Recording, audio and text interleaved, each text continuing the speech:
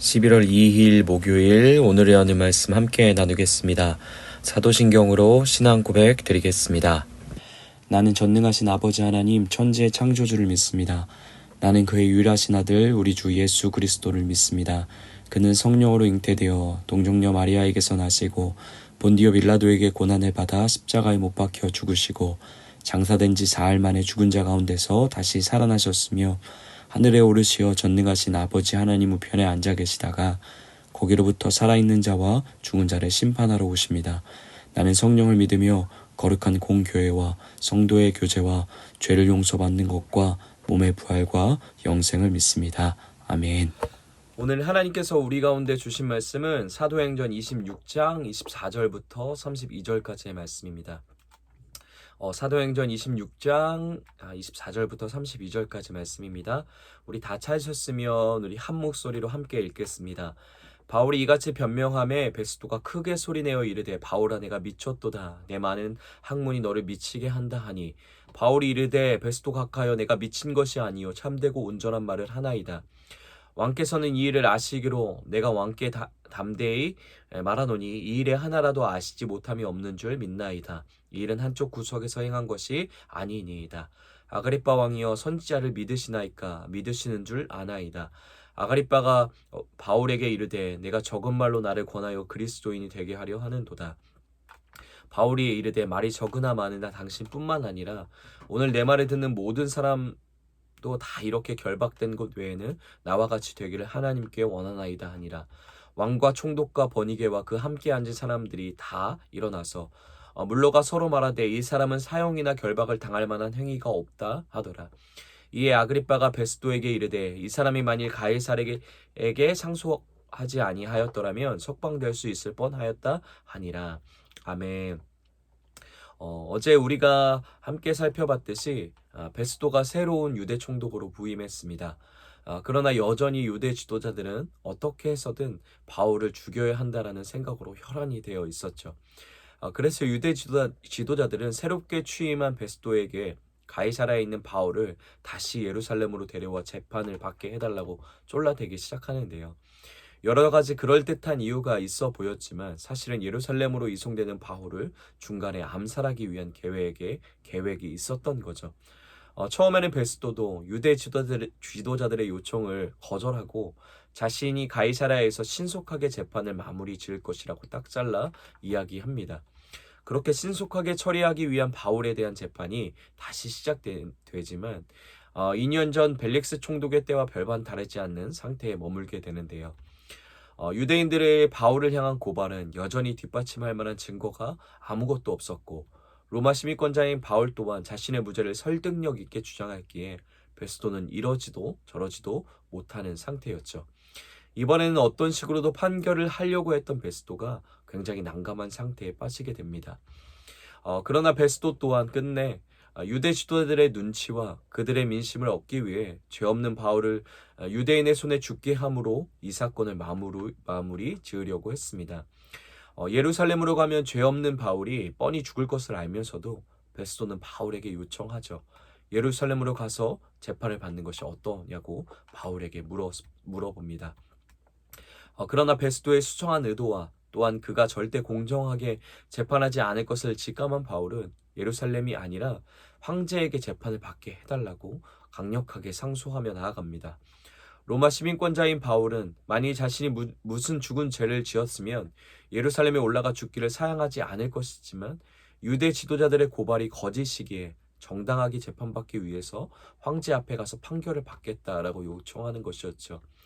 이와 같은 의외의 상황이 발생하자 베스도는 배석자들과 상의한 후에 바울을 로마법에 따라 황제에게 압송하여 재판을 받게 하겠다라고 모두에게 선언합니다. 그렇게 바울이 로마로 가서 황제에게 재판을 받겠다고 상소한 지 여러 날이 지났습니다. 어느 날 아그리빠 왕, 우리가 잘 아는 예수님이 태어나신 시절에 베들레헴 지역의 모든 어린아이를 죽인 헤롯 대왕의 증손자인 아그리빠 왕과 그의 누이 버니게가 새로 취임한 베스도를 보기 위해 바울이 감금되어 있던 가이사라에 방문하게 되는데요. 아그리빠 왕은 유대인에 대해 전혀 무지한 베스도와 다르게 집안에 유대교의 표가 섞여 있었고 그래서 유대교에 대한 상당한 관심과 견해를 가지고 있었던 사람입니다. 바울도 26장 3절에 보면 그가 유대교에 대해 잘 알고 있는 사람임을 설명하며 이야기하고 있는 것을 우리는 볼 수 있죠. 그래서 대부분의 로마 총독들은 유대인들의 종교적인 문제가 발생하면 아그리빠 왕에게 상의하며 조언을 구했다라고 합니다. 이런 아그리빠 왕에게 총독 베스토는 자기 힘으로 해결할 수 없을 것 같은 바울의 사건에 대한 이야기를 꺼내며 설명하게 되는데요. 일단 베스토가 로마의 법에 따라 바울을 황제에게 데려가기로 선언했지만 자기가 생각했을 때도 바울은 죄를 짓지 않은 것 같았기에 황제에게 무엇이라고 바울의 제명을 적어 알리고 사건을 보고해야 하는지 굉장히 난감한 상태였습니다. 이런 부분에 있어서 유대교를 잘 아는 아그리빠 왕의 도움을 베스토는 기대하며 장황하게 설명을 이어가죠. 베스도의 이런 설명을 듣던 아그리빠 왕은 상당히 관심을 보이며 직접 바울의 말을 듣길 원한다라고 이야기하며 또한 바울을 자기가 신문할 것을 자청하며 나아갑니다. 이렇게 하여 몇 날이 지나고 아그리빠 왕과 버니게가 크게 위험을 갖추고 많은 높은 사람들과 함께 바울을 보기 위한 접견 장소로 오게 되는데요. 바울과 마주한 아그리빠 왕은 바울을 향해 너를 위해 변론하기를 허락한다 말하며 신문을 시작하게 됩니다.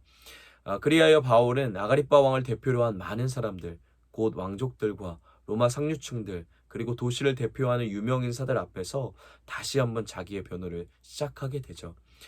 그들 앞에 선 바울은 이제 차분히 변론을 이어가는데요. 이 변론의 내용이 26장 1절부터 23절까지의 이야기입니다. 이 말씀의 내용을 보면 어떤 사건에 대한 변론의 성격보다는 바울의 신앙의 이야기, 성경에 나타난 바울의 가장 긴 간증이라고도 부를 수 있는 그의 부르심과 사명에 대한 부분들을 차분하게 이야기하고 있음을 우리는 볼 수 있습니다. 전체적인 간략한 내용은 이런 거였습니다. 바울은 가장 먼저 유대교에 대해 잘 알고 있는 아그리빠 왕 앞에서 변론할 수 있게 된 것을 다행이라 생각한다 하며 이야기를 이어갑니다. 먼저 바울은 예수님을 만나기 전 특별한 열심으로 바리새인으로 살았던 자신의 이야기를 꺼냅니다. 가장 엄격한 기준을 가진 바리새파 조직에서 열심을 다해 살아가며 유대교와 반대되는 예수님을 믿는 기독교를 향해 지독한 박해를 가했던 사람임을 사람이 자신이었음을 말해주고 있죠. 이어서 바울은 그런 그에게 하나님의 강권적인 긍휼하심으로 인해 예수 그리스도를 만나게 된 사건을 설명하며 예수님을 통해 자기 삶이 극적인 구원으로 올 수 있었다라고 강조해 이야기합니다. 이어서 바울은 예수 그리스도께서 자기에게 구원뿐만 아니라 거룩한 소명도 허락해 주셨음을 설명하는데요. 그것은 예수님께서 바울을 통해 어둠 가운데 있던 이스라엘과 이방인들의 눈을 뜨게 하여서 하나님께로 돌아오게 하고 죄사함을 받아 하나님의 거룩한 무리들 가운데 참여하게 하시고자 하는 바울의 사명이었죠. 또한 예수님은 그 거룩한 사명을 이룰 때까지 바울을 보호하시고 지켜주실 것을 약속하셨음을 바울은 차분하게 설명해 주고 있는 것이죠. 바울은 이렇게 자기가 예수님을 만난 이야기와 그분에게 받은 거룩한 소명을 설명한 다음에 자신은 그 거룩한 소명을 거부하지 않고 최선을 다해 그 부르심에 합당하게 복음을 전하며 달려왔다라고 이야기를 이어갑니다. 그러나 바울은 마지막으로 자기 생의 첫 시작부터 소명을 받고 달려온 지난 날을 돌아보며 이것이 전부 하나님의 한없는 은혜 덕분이었음을 찬양하며 나아가게 되죠. 그러면서 다시 한번 그토록 유대인들이 자기를 죽이려고 하는 가운데도 포기하지 않고 생명을 다해 달려왔던 열심에 대한 이유를 말하는데요. 그것은 다름 아니라 복음 때문이었다라고 바울은 강조하며 이야기하죠. 그 복음은 죽었다가 다시 부활하신 예수 그리스도이시고 이분은 구약에서부터 하나님께서 예언하고 약속하신 메시아임을 바울은 정리하여 다시 한번 이야기해 줍니다. 이어서 바울은 이 메시아는 유대인에게만 빛이 되시는 그리스도가 아니라 이방인에게도 세상 모든 사람들에게도 빛과 구원이 되시는 그리스도임을 다시 한번 강조하죠. 이처럼 바울은 지금 자기의 죄에 대한 변론보다는 복음의 선포를 아그리빠 왕과 버니게 그리고 그 자리에 모인 사회의 유명 인사들을 향해 거침없이 믿음으로 선포하고 있는 것이죠. 이 바울의 전혀 이해할 수 없는 내용의 이야기를 하는 변론을 듣고 있던 총독 베스도가 바울의 이야기를 가로막으며 이렇게 미쳤다라고 소리칩니다. 너무 많은 것을 배우다 보니 아주 미치광이처럼 돼버렸다는 투의 핀잔이었죠. 그도 그럴 수밖에 없었습니다. 예수님의 죽으심과 부활을 강조하며 이야기하는 바울의 말이 로마 사람인 베스도에게 부활을 전혀 믿지 않는 로마 사람인 그에게 터무니없는 비현실적인 이야기처럼 들렸을 거기 때문이죠. 그렇게 바울의 이야기를 가로막고 선 베스도를 향해 바울은 이렇게 선언하는데요. 우리 25절 말씀 우리 함께 읽어보도록 하겠습니다. 25절입니다. 바울이 이르되 베스도 각하여 내가 미친 것이 아니요 참되고 온전한 말을 하나이다. 아멘. 바울은 베스도의 말에 기죽지 않고 더 당당한 태도로 자신은 미친 것이 아니며 지금 자신이 하는 말이 참되고 온전한 말이라고 설명합니다. 그리고 이어서 바울은 아그리빠 왕을 바라보며 왕은 자신이 하는 이야기를 모두 이해했을 것이라고 확신에 차 확인하며 묻게 되는데요. 그리고 바울은 왕에게 재차 다시 한번 중요한 질문을 던집니다. 우리 27절입니다. 아그리빠 왕이여 선지자를 믿으시나이까? 믿으시는 줄 아나이다. 아멘. 바울은 아그리빠 왕이 선지자를 믿는다라고 확신했습니다. 왜냐하면 위에서 설명한 대로 아그리빠 왕은 유대인과 구약을 잘 아는 사람이었고 유대인의 피가 흐르는 사람이었기 때문이죠. 그렇기 때문에 그는 선지서에 대해 잘 알고 있는 사람이었을 거고 그 선지서는 메시아에 대한 예언으로 가득 찬 성경이었습니다. 그래서 바울은 왕 당신이 선지서를 통해 읽었던 메시아의 예언이 바로 죽으시고 부활하신 예수 그리스도를 말하는 것이고 그 예수님을 통해 구약에 하나님께서 약속하신 예언이 성취되었음을 바울은 강조하며 아그리빠 왕에게 예수 그리스도의 복음을 선포하고 있는 것이죠. 바울의 질문을 들은 아그리빠 왕이 굉장히 난처해했습니다. 그는 바울의 말이 틀림없는 사실임을 직감적으로 알았을 것입니다. 그러나 그는 그 말에 순응하며 나올 수는 없었습니다. 왜냐하면 지켜보는 사람들이 많았고 그는 바울을 죽이려고 하는 유대인과 원만한 관계에 있어야 하는 유대인을 다스리는 왕이었기 때문이죠. 그래서 바울을 향해 아그리빠 왕은 적은 말로 나를 그리스도인이 되게 하려고 전도하느냐 투명스럽게 이야기하며 그 난처함의 자리를 벗어나 버리죠. 그의 말에 바울은 이렇게 다시 한번 당당하게 재차 선포하는데요. 우리 29절 말씀입니다. 바울이 이르되 말이 적으나 많으나 당신뿐만 아니라 오늘 내 말을 듣는 모든 사람도 다 이렇게 결박된 것 외에는 나와 같이 되기를 하나님께 원하나이다 하니라. 아멘. 바울은 아그리빠 왕뿐만 아니라 자기 말을 듣는 모든 사람들이 자기처럼 되기를 하나님께 간절히 구하겠다라고 말합니다. 그 모든 사람들이 그리스도의 복음을 영접할 수 있도록 하나님의 긍휼을 베풀어 주시기를 바란다라는 바울의 마음의 표현이었죠.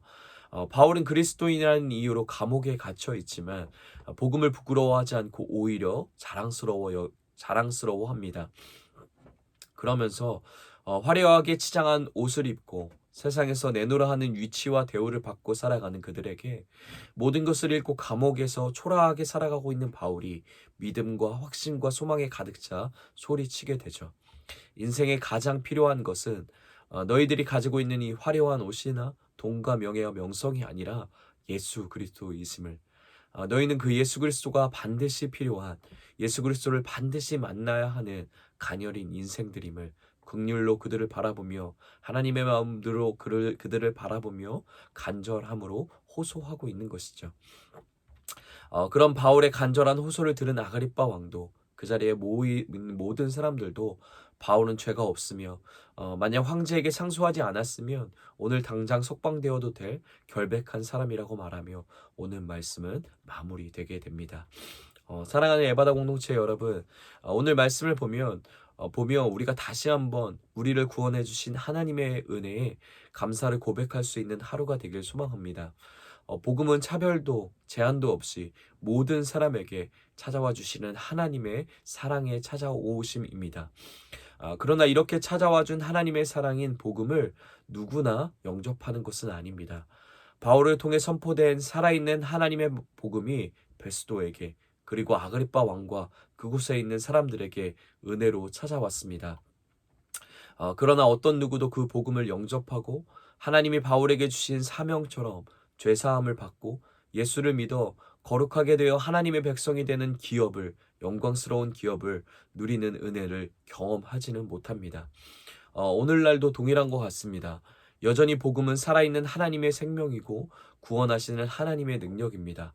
그리고 그 하나님의 능력은 오늘도 모든 세상의 누구에게나 찾아가시는 하나님의 사랑입니다. 그러나 그 복음을 듣는 사람들 전부가 영접하여 하나님의 자녀가 되는 것은 아닙니다. 누군가는 베스도처럼 그 복음을 미친 소리라 치부해 거부하게 되고, 또 누군가는 아그리빠 왕처럼 복음이 생명의 말씀임을 알지만 마치 복음서에 나오는 부자 청년처럼 자기가 가진 것을 포기할 수가 없어서, 예수님보다 더 사랑하는 것을 놓을 수가 없어서 결국에 복음을 거부하게 되죠. 세상의 입장에서 보면 어쩌면 이런 반응이 더 일반적이고 당연한 줄도 모르겠습니다. 왜냐하면 세상이 보면 그 복음은 베스도의 표현처럼 미친 것이기 때문이죠. 그런데 우리 주님이 우리는 다른 선택을 할 수 있도록 불러내 주셨습니다. 예수님을 기쁨으로 영접할 수 있도록, 예수님의 자녀가 될 수 있도록 주님이 우리를 포기하지 않고 불러내 주셨습니다. 그리고 그 십자가를 통해 우리에게 내미신 그분의 손을 거부하지 않고 도망치지 않고 잡을 수 있도록 성령께서 우리의 마음과 함께 하시고 우리의 삶과 우리의 선택과 함께 해 주셨습니다. 그 은혜가 아니었으면 우리가 우리 될 수 없었던 거죠. 우리 고린도전서 1장 23절 24절의 말씀에 보면 이렇게 나와 있습니다. 우리는 십자가에 못 박힌 그리스도를 전하니 유대인에게는 거리끼는 것이요 이방인에게는 미련한 것이로되 오직 부르심을 받은 자에게는 유대인이나 헬라인이나 그리스도는 하나님의 능력이요 하나님의 지혜니라. 아멘. 우리가 예수님을 믿게 된 것은 우리의 선택 같지만 하나님의 부르심 때문에 가능한 일인 것이죠. 그분의 전적인 은혜와 강권적인 역사하심 덕분에 우리가 하나님을 믿고 하나님의 자녀가 될 수 있었던 것입니다. 그 은혜가, 우리가 받은 구원의 은혜가 참 기쁨과 감사로 고백될 수 있는 오늘 하루 되길 소망합니다. 온갖 세상의 좋은 것들로 가득 꾸미고 있는 아그리빠 왕과 귀족들을 향해 지저분함이 가득하고 낡은 죄수복을 입은 바울이 너희도 나와 같이 되기를 원한다라고 간절하게 호소하며 소리칩니다. 세상에서 가장 좋은 것이라 말하는 것을 전부 소유한 그들보다 내가 가진 예수 그리스도의 이름이 비교할 수 없을 정도로 더 귀하고 값지고 소중하다는 것을 바울은 감옥이라는 환경 속에서도 변함없이, 어쩌면 더욱 선명하게 온전하게 누리고 있었기 때문이시죠. 그 이름을, 그 구원을 주님이 우리에게도 허락해 주셨습니다. 우리가 예수님을 사랑할 수 있었던 것은 그분이 먼저 우리를 사랑해 주셨기 때문인 줄 믿습니다. 오늘 하루 우리를 그 자리로 인도하신, 그 사랑의 자리로 인도하신 하나님의 은혜를 다시 한번 감사로 바라보며 고백하며 찬양할 수 있는 시간이 되길 소망합니다. 그리고 주님은 여전히 우리와 같이 은혜의 손내밈을 잡고 하나님의 자녀로 나아올 자들을 부르시는 일을 멈추지 않고 계십니다. 그 일을 우리와 함께, 또 우리 가정과 함께, 우리 교회와 함께 이루어 가길 원하시죠. 그 마음을 가지고 바울과 같이 상황과 환경에 연연하지 않고 오늘 하루 마주치는 하나님의 국률하심이 필요한 사람들에게 하나님의 사랑의 마음을 여러분들의 삶으로 전해줄 수 있는 우리 에바다 공동체 되길 다시 한번 예수님의 이름으로 축복합니다. 우리 이렇게 말씀을 기억하며 기도하겠습니다. 하나님의 은혜로 그리스도인이 되게 하신 하나님의 구원하심에 항상 감사하며 찬양하며 살아가는 우리가 되게 하여 주시옵소서라고 우리 말씀을 기억하며 오늘 기도하도록 하겠습니다. 가정을 위해서는 서로의 모습을 통해 하나님의 사랑이 날이 갈수록 더욱 드러나는 가정 되게 하여 주시옵소서라고 우리 가정을 위해 기도하겠습니다. 교회를 위해서는 상황과 환경에 연연하지 않고 우리에게 허락된 자리에서 우리다움으로 복음을 열심으로 선포하고 나누는 교회 되게 하여 주시옵소서라고 우리 교회를 위해 함께 기도하겠습니다. 우리 나라와 열방을 위해서는 하마스와 이스라엘 전쟁을 통해 더 이상 무고한 생명이 죽어가는 것을 막아주시고 하루빨리 화해와 평안이 전해질 수 있게 하여 주시옵소서라고 우리 나라와 열방을 위해서 계속해서 우리 간절함으로 기도하겠습니다. 우리 오늘 공동체 기도는 우리 이복순 집사님을 위해서 우리 함께 같이 기도하겠는데요. 우리 이복순 집사님의 개인을 위한 기도 제목은 하나님께 받은 사랑을 주변에 보내며 보내는 기쁨을 누리는 삶을 살아가게 하소서. 말씀 충만, 성령 충만하게 하시어 늘 성령님과 동행하는 삶 살게 하여 주시옵소서. 이렇게 개인의 기도 제목을 가지고 계시고, 우리 가정을 위한 기도 제목은 남편이 예수님을 영접하게 해주시고 교회로 인도해 주세요. 자녀들이 성령 세례 받게 해주세요. 자녀들이 하나님께 주신 일들을 잘 감당하게 해주세요. 삶의 현장을 위한 기도 제목은 각자 일하는 곳에, 머무는 곳에, 스치는 곳에 하나님의 사랑을 나누는 시간 되게 해주세요. 교회를 위한 기도 제목은 온 성도님들이 하나님 안에서 한 몸이 되어 하나님께서 기뻐하시는 일을 이루어가는 교회 되게 하소서. 사회와 나라와 온 세계를 위한 기도 제목은 갈수록 하나님의 자녀들이 많아져 불의가 물러가고 하나님의 공의로운 음으로 다스려지며 열강들이 가난한 나라를 돌볼 수 있는 하나님의 사랑이 넘치게 하옵시고 전쟁이 끝나길 간절히 기도합니다. 이러한 기도들 제목을 이복순 집사님이 갖고 계신데, 우리 이복순 집사님을 기억하면서 우리 간절함으로 우리 함께 축복하며 기도하도록 하겠습니다. 또한 우리 고3 청소년들, 우리 유민찬, 또 천민우, 우리 홍원기 청소년들을 위해서 우리 함께 기도하겠는데요. 특별히 우리 공동체 함께했던 기도 제목, 나누어드렸던 기도 제목, 네 번째 기도 제목을 가지고 우리 함께 같이 기도하겠습니다.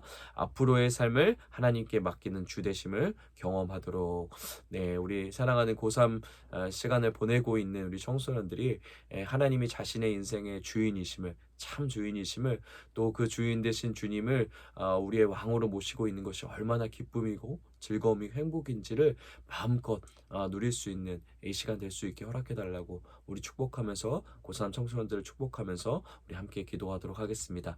또 오늘 우리 생일을 맞으신 우리 최영규 원로 목사님을 위해서도 우리 함께 축복하며 기도하겠습니다. 우리 원로 목사님의 건강을 위해서, 그리고 주님 다시 만나시는 날까지 우리 사명을 굳건하게 붙들고 복음을 교회와 세상에게 삶으로, 신앙으로 보여주시는 믿음의 발걸음을 계속 힘있게 걸어가시는 우리 원로 목사님 될 수 있게 허락해달라고 우리 마음껏 축복하시면서 우리 함께 기도하도록 하겠습니다. 또 각자에게 주신 기도 제목, 또 우리 공동체의 기도 제목, 또 나라와 열방을 위한 기도 제목, 하나님께서 알게 하시고 성령께서 알게 하시는 기도 제목을 우리 간절하게 하나님 앞에 아뢰며 기도하신 후에 우리 각자의 자리에서 주기도문으로 모든 예배 마치도록 하겠습니다.